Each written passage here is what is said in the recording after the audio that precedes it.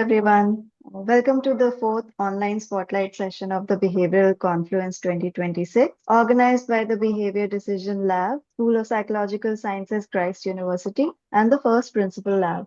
Dr. Jay Prakash Singh will take the session on eye tracking methodology in the study of cognitive processes. Dr. Singh is an assistant professor at the Center of Behavioral and Cognitive Sciences, University of Allahabad, with an interdisciplinary background spanning cognitive science, psychology, computational approaches. His research explores attention, bilingualism, emotion cognition interactions, literacy, and decision making, with work published in leading journals, including Science Advances and Attention, Perception, and Psychophysics. The session will offer a clear, method focused introduction to eye tracking as a tool for studying cognitive processes, ideal for researchers and students interested in experimental and applied cognition.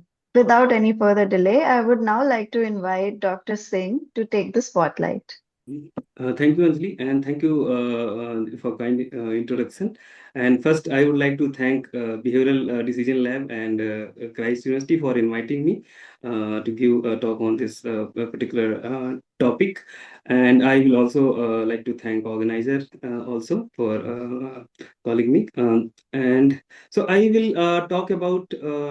I will start with a basic about things related to eye tracking, and then we will see some basically research articles basically based on eye tracking methodology. So my aim here is not to discuss any theory or any particular model to understand human behavior. So my aim here in this talk here to basically to show you that how a methodology can be helpful in certain situations when other methodology maybe cannot give you a good insight or whatever your question that you are exploring.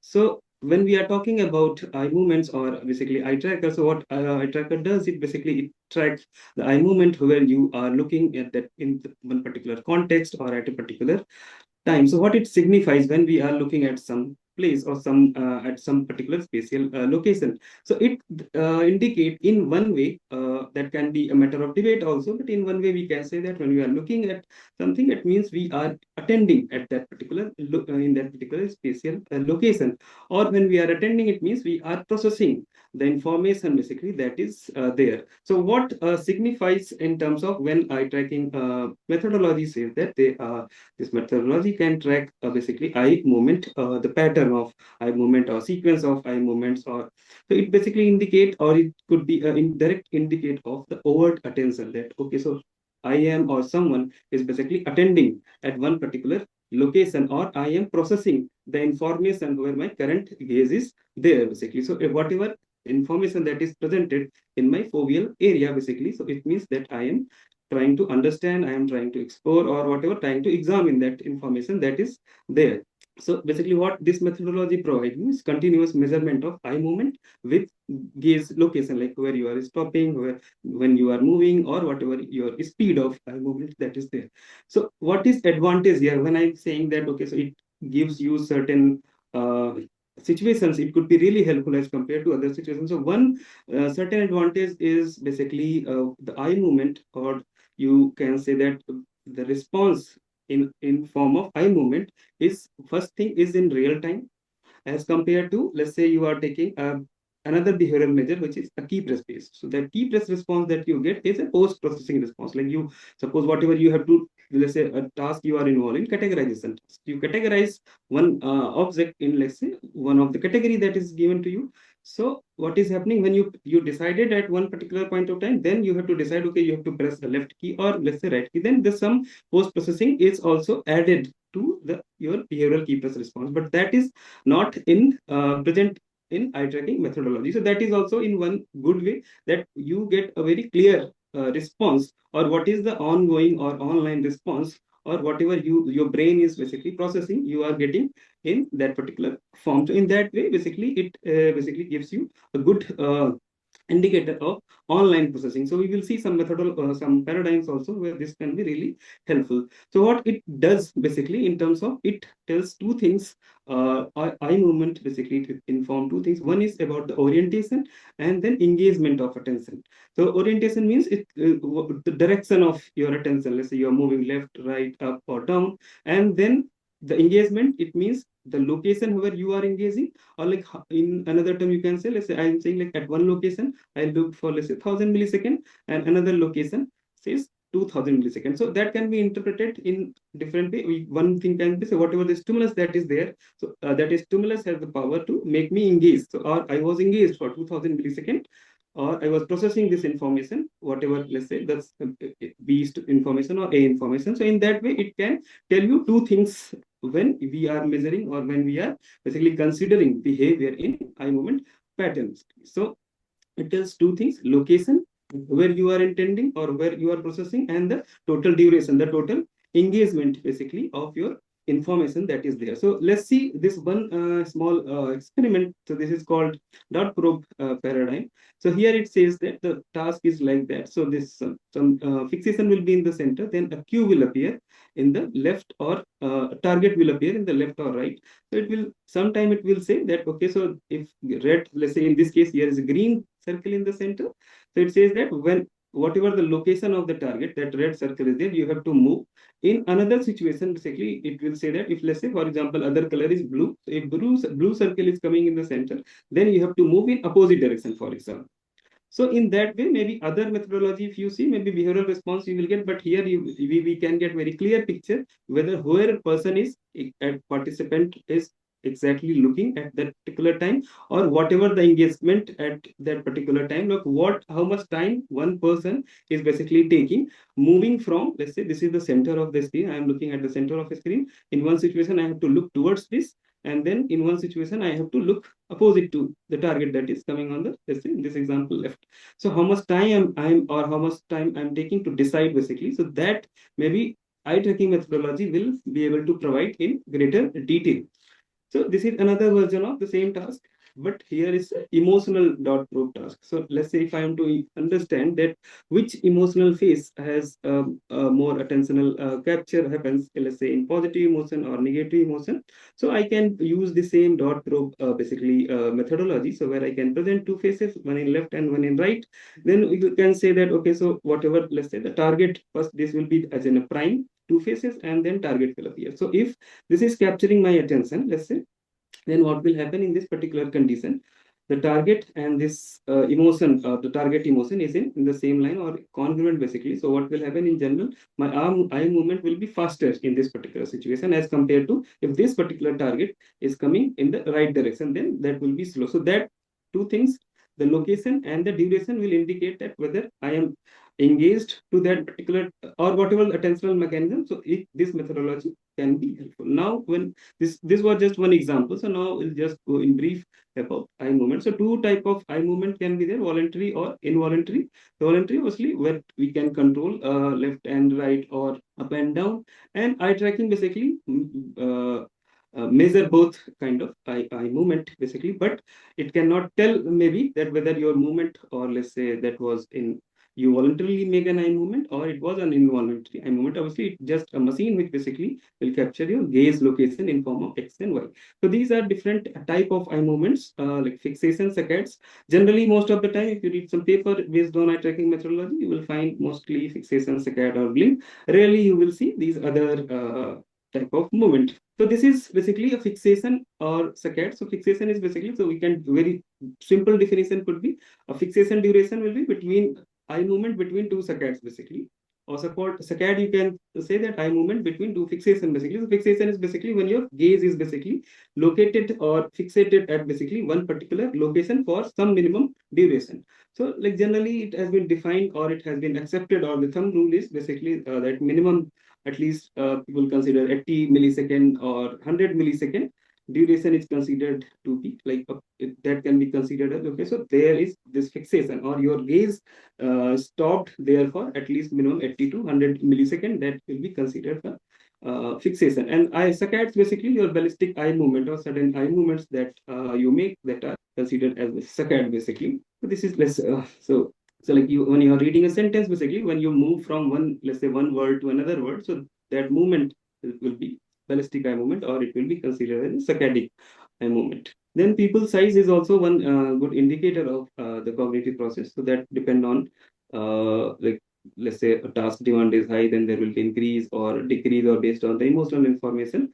So we will not go much detail in this. So now we will go to variables that are important part of eye tracking methodology. So it's there is, let's say for example, in if you are experienced in keyboard based task, or that called the key press based behavioral task. So there is response time is one variable, accuracy could be another variable, but here there are multiple type of variable, and that is not limited to a specific task like all. So like one specific task may be using a different dependent variable, another task may be using different dependent variable. So we will see, for example, one that I worked mostly use the saccadic latency that we will see later, and the first fixation duration, regressive saccades, fixation proportion. So these are some variable, time spent, fixation. We will see this when we will discuss some papers. So these are some other commonly used, basically first fixation, first pass time, regression path time, probability of regression, total time. These are others. So main that I use is saccadic latency. It's similar to, if you understand what is the reaction time, is basically, let's say there is a target on the screen, and then you ask someone to make a response by pressing a key. So the onset of the target and the onset of key press is called reaction time. Similarly in saccadic latency also, so onset of the picture or the target basically, and the onset of the eye movement. So let's say you have a task. Let's say if I ask you, for example, if you will see a left circle, you have to make left eye movement. If you see green circle, you have to make a right eye movement towards the right. Let's say. So onset of, let's say, the green circle, and onset of when you basically your eyes start moving. So that difference is called saccadic latency, which is kindly similar to you can say reaction time. So this is mostly that I use in my work. And now we will go to basically some task that I want to make you familiarize, or to basically explain that there are some specific tasks that most of the time it will be really good if you basically use in using basically eye tracking methodology they gives. So first, there some common tasks that are there that I hope maybe if you have studied psychology, so you are familiar with this stroke task. So there is one version of stroke task that everyone is familiar with, the color name and the ink color. So this is one version of task that has been used in eye tracking. So what they do here is basically, so if you can see here, there is an arrow here, the red arrow. So it is indicating a direction. So there in like in this particular task, so the one arrow will be in the downward, leftward, rightward, upward, and the task will be whatever the color that is there. You have to, let's say, it's the red arrow is there, so you have to basically move towards the red target, this square, red square that is appearing here. So basically, so there will be, as in is true, there are congruent trial, incongruent trial. So here also, like there when two situations when no conflict is there and when conflict is there. So what we are doing here, we are translating a basic traditional stroke task into the task in oculomotor domain, because here we want to understand the control basically, or conflict monitoring in eye movement basically, in another term, oculomotor domain. So this is, so you can convert any basic task that is there in basically an eye movement, or basically in eye tracking methodology based task. There is no fixed rule on that particular thing. So it depends on your own understanding of the task. So if you have, let's say, for example, this is troops, you know that there some must be one conflicting situation and one non-conflicting situation. So based on that, you can make that particular task. Similarly, let's say the go no go task. So simple go no go task, there will be two target will be there. One will say that okay, now you have to press a key, and now you have to stop, withhold key press. So now you can convert the same task into by saying that okay, when this particular, let's say, target A appear, then you have to move towards the left or right, and then if V appear, you do not have to make any movement. So you converted just a simple task basically into an eye tracking methodology based task. Or maybe if you want to a binary task, you can also say A appear, you have to move eye towards the left. If B appear, you have to move eye towards the right. And then this is very specific paradigm that basically depend on the hierarchy methodology. It's called visual window paradigm. Is mostly is being used for other, but majorly it has been used to understand basically language processing in real time. So what happens in this particular task is basically four. Most of the time, you will see four items or four pictures will appear on the screen. At the same time, there will be auditory sentence will be there.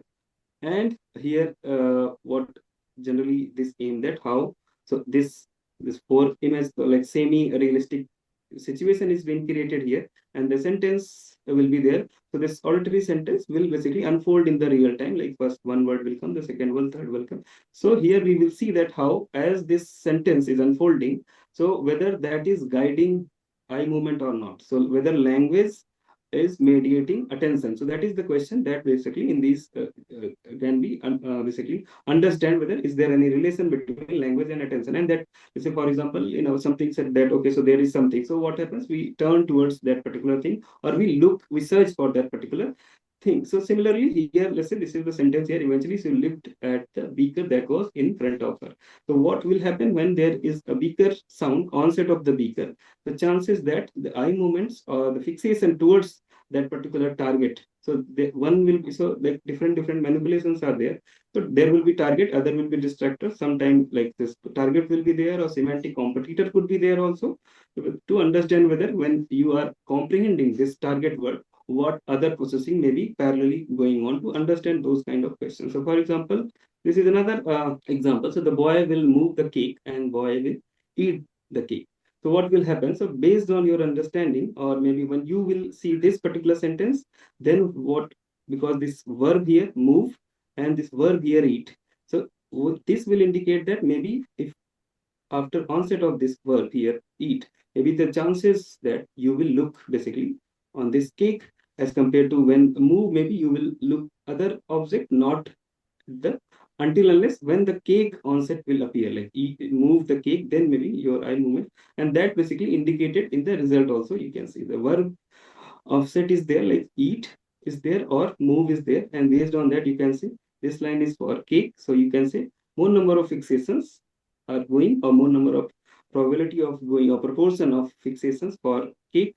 And but for as compared to move cake, you can say there's a clear difference that you can observe here. Then there are some tasks that were there. Let's one is preferential looking task. So it was to understand related to basically infant cognition. So in the beginning the task was something like this. So, but nowadays people use eye tracking basically, so it gives more controlled scenario, because here there's a experimenter basically who is noting down whether the baby is looking left or right. But using eye tracking, it is really now convenient, or it gives more precise or correct result. So this is just like this is the computerized version of the same task. So another paradigm that also use eye tracking, that is called dyadic interaction, or where you want to study child attention in this kind of scenario where you want to understand interaction between two agents basically. For example, mostly it has been used to understand the relationship between, let's say, the parent and child basically. Then they place eye trackers basically, this head mounted based eye tracker for both participant, or you can say both agent here. Now we will see basically some study here, and we will see that how, as I said, that as in eye tracking methodology can be, maybe no other methodology can answer that particular question. So let's say the first study that we are going to discuss is talks about eye movement during emotion recognition in faces. So when you have to recognize faces. So at, so in face there are multiple elements that are there. Eye is there, lips is there, forehead. So which basically part of your face basically, which element of your face is playing a role or more role in identifying, let's say, happy emotion or angry emotion or sad emotion or whatever emotion. So to understand that, what one can do is basically, so is basically here now we, as the question is about which facial area is basically playing a role, or which is more important in recognizing one particular emotion. So in that way, so this term, which is also very common, is called area of interest or region of interest. So whatever stimulus that we present in eye tracking methodology, basically. So we divide your whole screen, let's say, for example. So whatever area that you think that you want to see certain kind of eye movement or not eye movement, whatever. So you can divide. So here, let's say, in this, one can divide this whole face area in three parts, maybe. So eye region, nose region, and lip region. So, but in this another study, let's say, they divided in different 21 facial region. So they want to understand and more in-depth understanding, like maybe whether only left eye is more important or right eye is more important, or whether fixation sequence basically, whether how your eye movement happens. Let's say when you see a face, so first fixation goes to eye area, then it goes to nose area, then it goes to lip, or what the sequence basically it follows. So now in this study, in the first experiment, they get that The task was that emotion classification. Basically, they presented some faces, neutral faces, and emotional faces, and then they asked to identify whether it's a joy face, disgust face, fear face. So you can see here in this particular data that I reason is basically more like more number of fixation on I reason. So this you can say I reason, this Nasian reason, and this upper lip, and then between your eyebrows. So two areas. One is this particular, that is the eye region. You can see more number of fixation. So, for example, in these last three phases, sorry, not last three emotions, anger, sad, shame, you can see more like identification of anger, sad, and shame is depend on this particular region. And now you say upper lip area is more prominent for joy, disgust, basically.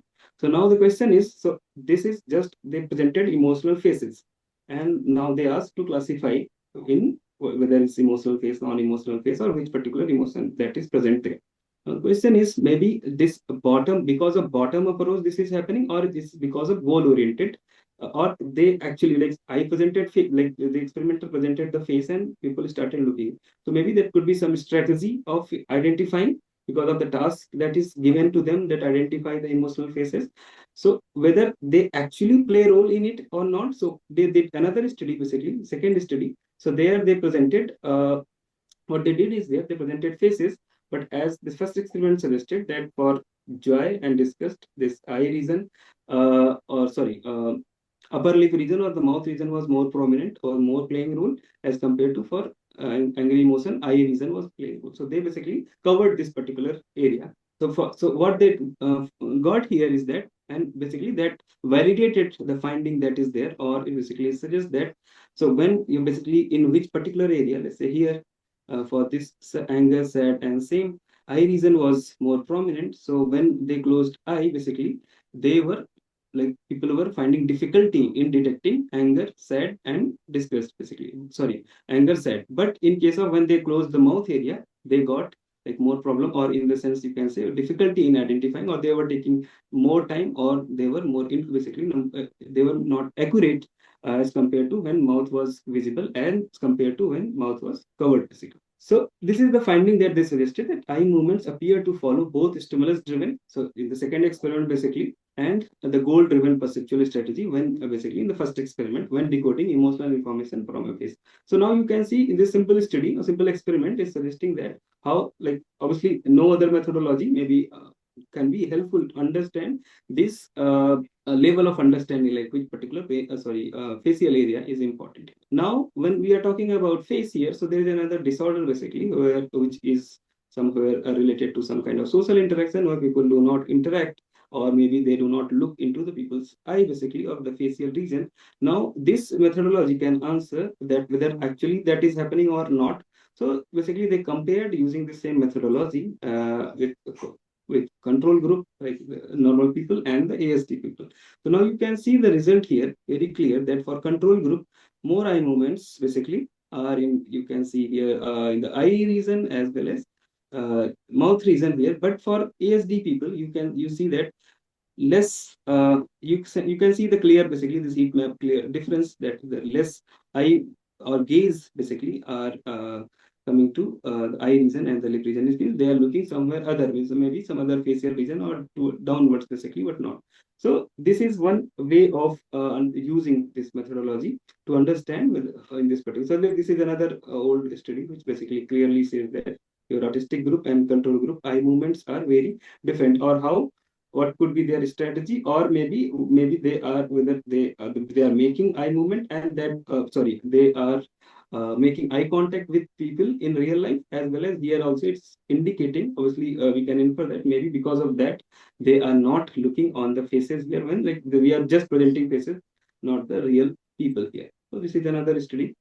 So you can here also clearly see with the difference between ASD people and the control people. So now this eye tracking has been also a very useful tool basically to in consumer neuroscience study or neuromarketing study. So this is one really interesting study that I find.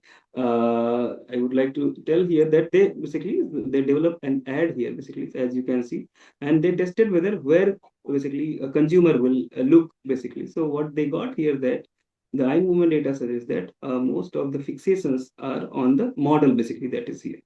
And you can see the gaze is towards the customer basically, or the consumer basically. What they did is basically they changed the gaze here towards the product that is there. And you can see that first gaze is going on the eye of the model, but it is shifting towards the, or basically you can say that. So this, you can see this is a really interesting use case of eye tracking methodology. There's another study that this we are doing in our lab here at CBCS to understand the browsing behavior, basically smartphone browsing behavior on online platform, Amazon and Flipkart, to see whether is there any gender difference in terms of what features basically, or what specification, is there any gender specific priority is there or not. So we divided, we take a common basically template here. So we displayed uh, information where, so display the design section, here the screen will appear, and here in this section performance and hardware specification is like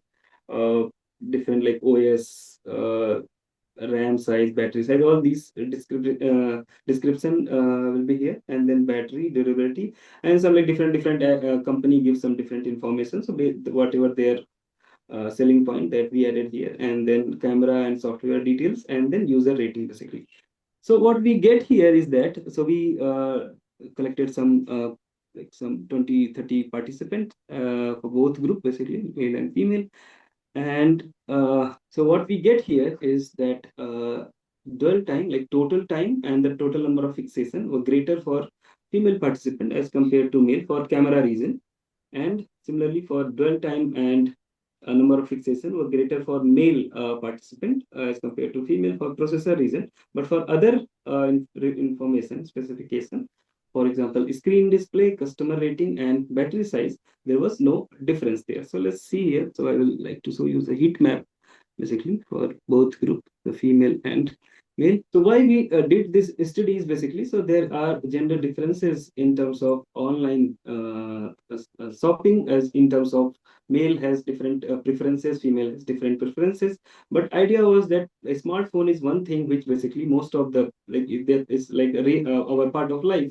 So maybe is there still, like everyone wants a good phone with good camera, good processor speed, but still is there any gender differences exist or not? So that we tested and we got some finding. So this is our lab basically. Left two, we have two eye tracking labs, and we use iLink eye tracker. Now this another work which I would like to discuss, which is really interesting in a way that how one this particular attentional cognitive processing can be really or eye tracking methodology can be really helpful in terms of understanding. So this is basically this study aim was to understand the effect of literacy on visual search. So we here what we did is basically we compared some semi-literate and literate, high literate people on this visual search task. So this task was easy search task and difficult search task. So in this easy search task, it was like you have to find a red chicken among a green chicken, and in this basically all same color. So here we have to find out the skinny chicken among the all healthy chicken basically. So that was the two tasks basically that was used. So first experiment we did the behavioral level, no eye tracking was there. So when we did the behavioral experiment to get this, so now if you see here the result, so overall you can see that high literate people are faster basically as compared to every condition if you see here. So overall basically the low literate people were slow as compared to high literate people. Now question is, so at this level what one can infer is that definitely that low literate people are slow at finding the target and obviously the response, and as compared to high literate are like faster at finding and making response. Now question could be that at which level basically low literate are slow, whether they are slow at finding the target, or they are actually slow at making the response. So in that way, obviously this was a behavioral experiment, so this answer cannot be basically this cannot be answered with behavioral methodology. So to test this, whether that this difference at which particular level. So one, obviously the visual search task, first task is obviously is to search for the target, and then you have to tell whether you find it or not. For example, if you get the red chicken, you will press left key or right key, whatever. So now here, so the point here, so we did the second experiment. So behavioral level, same pattern you can see, but in eye tracking, basically, what we get was really interesting, very intriguing here to understand that if you see these are the key findings. So it says that high literate required 1.5 eye movements to find the color target as compared this low literate required 1.9 eye movement. So one difference that is there. And then in difficult shapes, there was no significant difference. High literate required 2.3 eye movements on average, whereas low literates required 2.4. So the question is why they were slow on response, basically. So why they at the behavioral level they were slow overall, they were slow. But so if you can see the first two results, it seems like there is not much difference basically in terms of finding. So both group were finding in kind of there is no significant difference or high difference in terms of when they located the target. But what made low literate slow is basically the dwell time basically. So total dwell time is how much time basically they spend on the target. They find out the target. So the high literate word basically, so total dwell time was 450 millisecond for low literate and 385 millisecond was high literate. So you can see this indicate that so high literate was find both were finding at the same time, but high literate people were immediate in responding as compared to low literate was slow at responding. So like so the reason like one there are multiple reasons. Like one basic reason could be maybe like high literate people are more well versed with maybe laptop and pressing key and all these things. Maybe low literate people who so in that group we took a participant who ranges basically class 1 to class 5 schooling only. So that much schooling they have. So in that way basically, so you can see that how to understand. So basically, this methodology here, the aim, as we say, this methodology could be crucial to understand at this, you can say at subtle level understanding, or you can say underlying to understand underlying mechanism of attentional processes that maybe so this indicate as in that both group are more or less finding similarly. That was the task. Like you have to search for the target basically, and but they were slow at different thing, not the search basically. So this is another study that is again with language basically with comparing low literate and high literate to understand the language processing in terms of the phonological activation. So there is a word, let's say you heard a mutter. So there are theories which suggest that there are parallel semantic activation or phonological activation can be possible basically. So here we compared is that effect or this activation same for both group, or is there any difference because of basically the literacy or the reading. So literacy here means the reading skill, basically the knowledge of reading here. So if you can see here in this particular finding that so this is for high literate participants, you can say that after 600 there is an onset for whatever the semantic competitor that is there, as compared to low literate you will see the late onset basically and the low number of fixations on that particular target that is there. So here it's very clear, you can say so high literate and low literate, this is for high literate, more number of fixation on the target as compared to low literate. So this is visible here that maybe the knowledge of reading writing itself can have effect on the your semantic activation, or number of maybe words that activate when you are comprehending a sentence or comprehending a word could be differ due to because of knowledge of reading and writing. So I will stop here. Maybe I think it was more than given time. So thank you again for the School of Psychological Science and Behavioral Decision Lab and Christ University. And I would like to acknowledge my department, CBCS, University of Allahabad, and to my supervisor, Bhumika and Ramesh Kumar Misra.